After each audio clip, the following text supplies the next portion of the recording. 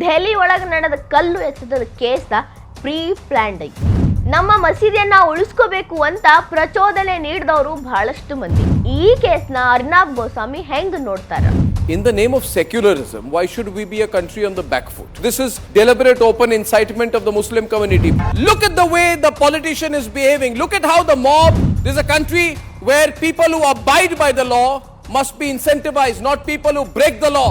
ಸಮಾಜವಾದಿ ಪಕ್ಷದ ಎಂಪಿಗೆ ಆ ಸ್ಥಳದಾಗ ಏನು ಕೆಲಸ? ಸೆಕ್ಯುಲರ್ ಇಂಡಿಯಾ ಅಂತ ಹೇಳಿ ಹಿಂದೂಗಳು ಟಾರ್ಗೆಟ್ ಆಗಕತ್ತಾರು, ಆದ್ರ ನೋಡೋರ್ಗೆ ಮುಸ್ಲಿಮರು ಟಾರ್ಗೆಟ್ ಅಂತ ಅನ್ನಿಸ್ತಾರೆ. ಈ ವಿಷಯವಾಗಿ ಅರ್ನಾಬ್ ಗೋಸ್ವಾಮಿ ಎಳೆಯಾಗಿ ಬಿಚ್ಚಿಟ್ಟಾರೆ. ಡೆಲ್ಲಿ ಒಳಗ ಇತ್ತೀಚೆಗೆ ಒಂದು ಕಲ್ಲು ತೂರಾಟ ಪ್ರಕರಣ ನಡೆದೈತಿ. ಅದು ನಿಮಗೆಲ್ಲ ಗೊತ್ತೈತಿ. ಅಬ್ದುಲ್ ಸಯ್ಯದ್ ಫೈಜ್ ಇಲಾಹಿ ಮಸೀದಿಯನ್ನ ಗೌರ್ಮೆಂಟ್ ಅವರು ತೆರವು ಮಾಡಕ ಪೊಲೀಸರನ್ನ ಕಳಿಸಿದ್ರು. ಇದು ಕೋರ್ಟ್ ಆದೇಶ ಇತ್ತು. ಅದು ಇಲ್ಲಿಗಲ್ ಜಾಗದಾಗ ನಿರ್ಮಾಣ ಆಗೈತೆ ಅನ್ನೋ ಕಾರಣಕ್ಕೆ ಅದನ್ನ ತೆರವು ಮಾಡಬೇಕು ಅಂತ ಹೇಳಿದ್ರು. ತೆರವು ಕಾರ್ಯಾಚರಣೆಗೆ ಅಂತ ಹೇಳಿ ಪೊಲೀಸರು ಹೋದಾಗ ಅಲ್ಲಿನ ಮುಸ್ಲಿಂ ಗುಂಪು ಅವ್ರ ಮೇಲೆ ದಾಳಿ ಮಾಡಿತ್ತು, ಕಲ್ಲು ತೂರಾಟ ಮಾಡಿತ್ತು, ಅಟ್ಯಾಕ್ ಮಾಡಿತ್ತು ಅಂತೆಲ್ಲ ಗೊತ್ತೈತಿ. ಕಲ್ಲು ತೂರಾಟ ನಮ್ಮ ಭಾರತದಾಗ ಬಹಳ ಸರ್ವೇ ಸಾಮಾನ್ಯ ಆಗ್ಬಿಟ್ಟಾವ. ಅಲ್ಲೊಂದು ಇಲ್ಲೊಂದು ಆಗ್ತಾ ಇರ್ತಾವ. ಕಾನೂನು ಬಾಹಿರ, ಕಾನೂನು ವಿರುದ್ಧ ಅಂತ ಗೊತ್ತಿದ್ರು ಇದು ಬಹಳ ನಡೆಯಕತ್ತೈತಿ. ನಮ್ಮ ಕರ್ನಾಟಕದಾಗೂ ಸಾಕಷ್ಟು ಅದಾವ. ಪೊಲೀಸ್ ಸ್ಟೇಷನ್ ಮೇಲೆ ಕಲ್ಲು ತೂರಾಟ ಮಾಡ್ತಾರ, ಗಣೇಶ ವಿಸರ್ಜನೆ ಟೈಮ್ ಒಳಗೆ ಕಲ್ಲು ತೂರ್ತಾರ. ಅದಷ್ಟೇ ಯಾಕ್ರಿ, ಮೊನ್ನೆ ಓಂ ಶಕ್ತಿಗೆ ಹೋಗೋ ಭಕ್ತಾದಿಗಳ ಮೇಲೂ ಕಲ್ಲು ತೂರಾಟ ಮಾಡಿದ್ರು. ಕೆಲವೊಂದು ಸಲ ಮುಗ್ಧರು, ಕೆಲವೊಂದು ಸಲ ತಲೆ ಒಳಗೆ ಬುದ್ಧಿ ಇಲ್ಲ, ಕೆಲವೊಂದು ಸಲ ಮಕ್ಕಳು ಅಂತ ಇಗ್ನೋರ್ ಮಾಡಿಬಿಡ್ತಾರೆ. ಇದು ಹೆಚ್ಚಾಗಿ ನಾಳೆ ಎಲ್ಲ ಕಡೆ ಚಾಲು ಆದರೆ ಏನು ಮಾಡ್ತಾರೋ ಯಾರಿಗೆ ಗೊತ್ತು. ಆದರೆ ಈ ಒಂದು ಡೆಲ್ಲಿ ಇನ್ಸಿಡೆಂಟ್ ಇಟ್ಕೊಂಡು ಖ್ಯಾತ ಪತ್ರಕರ್ತ ಅರ್ನಾಬ್ ಗೋಸ್ವಾಮಿ ಅವರು ತಮ್ಮ ನಿಲುವು ಏನೈತಿ ಅಂತ ಹೇಳೋದ್ರ ಜೊತೆಗೆ ಆ ಡೆಲ್ಲಿ ಒಳಗೆ ನಡೆದಿರುವಂಥ ಕಲ್ಲು ತೂರಾಟ ಇತ್ತಲ್ಲ, ಅದ್ರ ಹಿಂದ ಏನೇನೆಲ್ಲ ಕೈವಾಡಗಳಿದ್ವು ಅನ್ನೋ ರಿಯಲ್ ವಿಡಿಯೋಗಳನ್ನ ಎಕ್ಸ್ಪೋಸ್ ಮಾಡ್ಯಾರು. ಏನೇನು ಹೇಳಿದ್ರು ನೋಡ್ಕೊಂಬರ್ರಿ. These constant visuals that we see every few weeks and months, almost on a regular basis, of Muslim mobs, and I'll be direct about it, I'm not going to call them mobs, Muslim mobs going berserk, stone pelting, taking the law into their own hands in some Muslim dominated area or the other, near a mosque, beating up policemen, attacking security forces.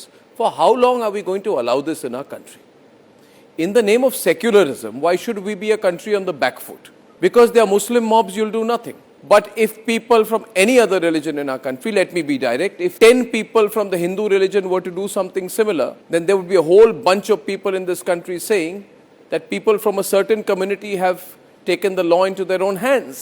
But when they are Muslim mobs, then you don't want to talk about it. Arnab ಅವರು ಹೇಳಿದ್ರು, direct ಹೇಳ್ತೀನಿ, ಒಂದು ಗುಂಪಿನಿಂದ ಒಂದು ಸಮುದಾಯದವರಿಂದ ಈ ಥರ ಆಯಿತು ಅಂತ ಹೇಳೋದಿಲ್ಲ, ಮುಸ್ಲಿಂ ಗುಂಪಿನಿಂದನ ಇದಾಯಿತು ಅಂತ ಹೇಳ್ತೀನಿ ಅಂತಾರ. ಕಾನೂನನ್ನ ತಮ್ಮ ಕೈಗೆ ತಗೊಳಕತ್ತಾರ. ಅದ್ರ ಜೋಡಿ ಎಷ್ಟು ದಿನ ಅಂತ ಸುಮ್ಮಿರೋದು? ಹೋಗ್ಲಿ ಬಿಡು ಅಂತ ಸುಮ್ಮ ಆಗೋದರೆ ಯಾಕ? ಪ್ರಶ್ನೆ ಮಾಡಬೇಕಾಗ್ತೈತಿ. ಸೆಕ್ಯುಲರ್ ಹೆಸರಲ್ಲಿ ಈ ರೀತಿ ಎಲ್ಲ ನಡೀತಾ ಇದ್ರೂ ಕಣ್ಣು ಮುಚ್ಕೊಂಡು ಮೌನವಾಗಿ ಇರಬೇಕೇನು ಅಂತ ಕೇಳ್ತಾರ. ಒಂದು ವೇಳೆ ಇದೇ ಜಾಗದಾಗ ಹಿಂದೂಗಳಿದ್ರು, ಅದು 4 ಮಂದಿ ಹಿಂದೂಗಳಿದ್ದು ಪೊಲೀಸರನ್ನ ತಡೆದಿದ್ರು ಅಂದ್ರೆ ಇದು ದೇಶಾದ್ಯಂತ ಸುದ್ದಿ ಆಗ್ತಿತ್ತು.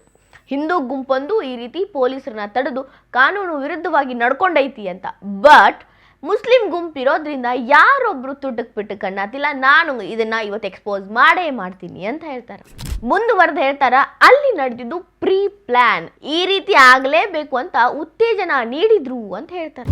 This proves that this was not spontaneous, it was well planned.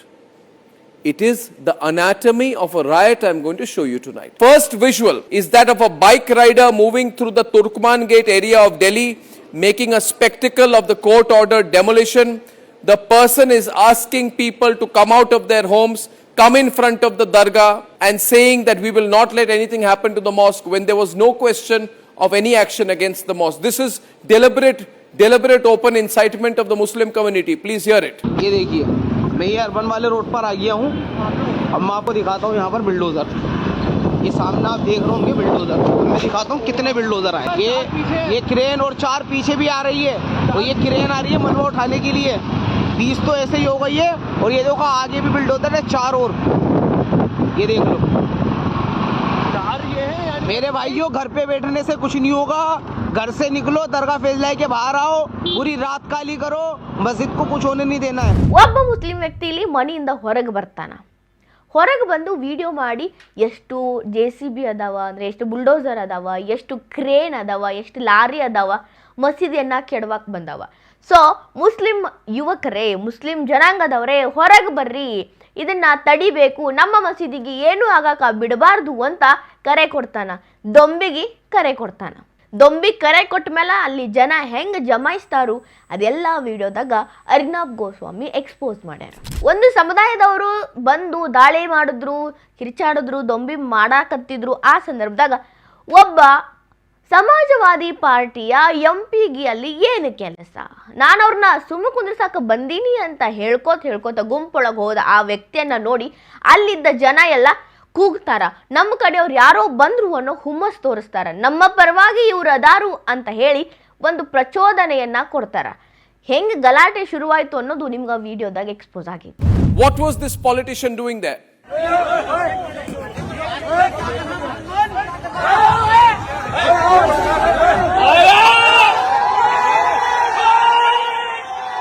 Look at the way the politician is behaving. Look at how the mob is responding to his actions out there. This, ladies and gentlemen, before you, is the way a riot is engineered in our country. Thank God nothing much happened at Turkman Gate. But I ask you all tonight, how long are we going to allow this to happen in our country? This is our country too.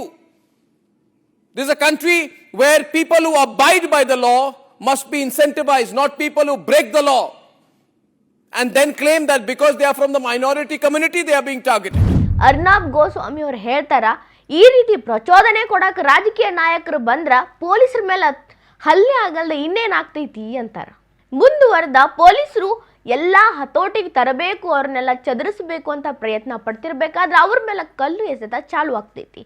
ಇದು ಎಷ್ಟೊತ್ತಿಗೆ ಚಾಲು ಆಯ್ತು, ಯಾವ ಕಡೆಯಿಂದ ಚಾಲು ಆಯ್ತು ನೋಡಿ. Visual number 4 tonight. At 1:23 a.m., stone pelting starts against the police personnel, which was till then trying to contain the crowd. Things are getting out of control. You can hear the stone pelters saying, hit them, hit them, hit them, Allahu Akbar. Just listen to this.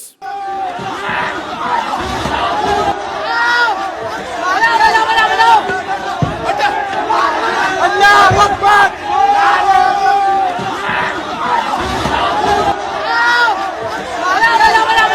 Because you must hear people say, we must stop being politically correct.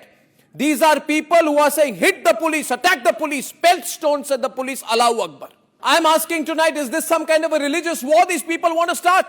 And are we supposed to be submissive in the face of this kind of violence? What happened at Turkman Gate, the anatomy of a riot and the visuals we are playing tonight, viewers. ಮಧ್ಯರಾತ್ರಿ 1:15 time ಒಳಗ ಕಲ್ಲು ಎಸೆತ ಚಾಲು ಮಾಡ್ತಾರ. ಪೊಲೀಸರನ್ನ target ಮಾಡಿ ಇದೊಂದು ಕಲ್ಲು ಎಸೆತ ಚಾಲು ಮಾಡಿದವರು ಅಲ್ಲಿದ್ದ ವೆಹಿಕಲ್ಗಳನ್ನು ಬಿಡಲಿಲ್ಲ, ಅವಕ್ಕೂ ಕಲ್ಲು ಉಗಿದ್ರು. ಕಾನೂನು ವಿರುದ್ಧವಾಗಿ ಇವರು ನಡ್ಕೊಳಕತ್ತಿದ್ರು. ಅವರೊಳಗೆ ಒಂದು ಅಂಜಿಕಿರ್ಲಿಲ್ಲ, ಅಳಕಿರ್ಲಿಲ್ಲ. ಮೀಡಿಯಾದವ್ರು ಅದಾರಂತ ಅವ್ರಿಗೆ ಗೊತ್ತಿದ್ರು, ನಾವು ಕವರ್ ಆಗ್ತೀವಂತ ಗೊತ್ತಿದ್ರು, ಅವರ ರೋಷಾವೇಶ ಕಡಿಮೆ ಆಗಲಿಲ್ಲ. ಅದಷ್ಟೇ ಅಲ್ರಿ, ಕಲ್ಲು ಎಸಿಬೇಕಾದ್ರ ಅವ್ರ ಬಾಯಿಂದ ಬರ್ತಿದ್ದೋ ಅಕ್ಷರಗಳೇನು, ಶಬ್ದಗಳೇನು, ವಾಕ್ಯಗಳೇನು, ಹೊಡಿರಿ ಹೊಡಿರಿ ಹೊಡಿರಿ, ಒಗಿರಿ ಒಗಿರಿ ಒಗಿರಿ ಅಂತಿದ್ರು, ಅಲ್ಲಾಹು ಅಕ್ಬರ್ ಅಂತಿದ್ರು. ಪೊಲೀಸರಿಗೆ ಗಾಯ ಮಾಡೋದಕ್ಕೆ ಅವರು ಆ ರೀತಿ ಘೋಷಣೆಗಳನ್ನ ಕೂಗಾಕತ್ತಿದ್ರು. ನಮ್ಮ ಸರ್ಕಾರ ಇಂಥವ್ರ ಮೇಲೆ ಸ್ಟ್ರಿಕ್ಟ್ ಆಗಿ ಆಕ್ಷನ್ ತಗೋಬೇಕು. ದೇಶವನ್ನ ತುಕಡೆ ಮಾಡ್ತಿದ್ದವ್ರ ಮೇಲೆ ಆಕ್ಷನ್ ತಗೊಂಡಿರೋ ನಮ್ಮ ಸರ್ಕಾರ ಇಂಥ ಕಲ್ಲು ಎಸೆಯೋರ್ ಮೇಲೂ ತಗೋಬೇಕು ಅಂತಾರ. This country has taken action against the Tukde gang. This country must now take action against the stone pelter gang, against the pelter gangs in this country. I don't want to be politically correct. There is support from the local community for the stone pelters. In our country, the politically correct fake media does not have the guts to say the things I am doing today. ಇಷ್ಟೆಲ್ಲ ಒಂದು ದೊಡ್ಡ ಡೊಂಬಿ ನಡೆದೈತಿ. ಪೊಲೀಸರ ಮೇಲೆ ಹಲ್ಲೆ ಮಾಡ್ಯಾರು ಅಂಜಿಕಿಲ್ಲಾರ್ದ ಅಂದ್ರೆ ಅಲ್ಲಿನ ಸ್ಥಳೀಯರ ಸಹಾಯ ಅವರಿಗಿತ್ತು. ಅಲ್ಲಿದ್ದವ್ರು ಅವ್ರಿಗೆ ಸಪೋರ್ಟ್ ಮಾಡ್ತಿದ್ರು. ಕಲ್ಲು ತಂದು ಕೊಡೋ ಕೆಲಸನೂ ಮಾಡ್ಯಾರು ಅನ್ನೋ ಅನುಮಾನಗಳು ಅದಾವ. ಇವರೆಲ್ಲ ಕಲ್ಲು ಮುಂಚೆನೆ ತಗೊಬಂದಿದ್ರು ಅಂದ್ರ ಪ್ರೀ ಪ್ಲಾನ್ ಆಗಿ ಪೊಲೀಸರ ಮೇಲೆ ಹಲ್ಲೆ ಮಾಡಾಕಬೇಕು ಅಂತ ರೆಡಿ ಆಗಿದ್ದವ್ರು ಇವರು. ಇಂಥದನ್ನೆಲ್ಲ ನೋಡಿದ ಮೇಲೂ ನಾವು ಮೌನವಾಗಿರೋದು ಎಷ್ಟು ಸರಿ? ಫೇಕ್ ಮೀಡಿಯಾದವರು ಇದನ್ನ ತೋರ್ಸಾಕ ಗಟ್ಸ್ ತೋರ್ಸಾಕತ್ತಿಲ್ಲ. ಇದೆಲ್ಲ ಅವರ ಚಾನಲ್ ಒಳಗೆ ಕಾಣಕತ್ತಿಲ್ಲ ಅಂತ ಅರ್ನಬ್ ಅವರು ಕಿಡಿಕಾರ್ಯಾರ. ಅದಷ್ಟೇ ಅಲ್ರಿ, ನಾಗ್ಪುರ್ ಒಳಗ ಇದೇ ರೀತಿ ಕಲ್ಲು ತೂರಾಟ ನಡೀತು. ಮುರ್ಷಿದಾಬಾದ್ ಒಳಗೂ ಇದೇ ರೀತಿ ಕಲ್ಲು ತೂರಾಟ ನಡೀತು. ಅಲ್ಲೆಲ್ಲ ನಡೆದಿದ್ದು ಮುಸ್ಲಿಂ ಅವರಿಂದಾನ ಅಂತ ಅರ್ನಬ್ ಅವರು ಸಾಕ್ಷಿ ಸಮೇತ ಹೇಳಕತ್ತಾರೆ. Look at the visuals from Nagpur. Have we forgotten what happened in Nagpur on 17th March 2025? Have we forgotten what happened? See the visuals again. 33 police personnel, including a DSCP rank officer, were injured. 114 people were arrested. Why? Because some people wanted to glorify Aurangzeb and his tomb. Now, how long are we going to allow this to happen in our country? How long will we be mute witness? I say no longer. If it's gone on for a long time and people think it's convention to look the other way and imagine it won't happen to you, I say to the people of this country, look away no more.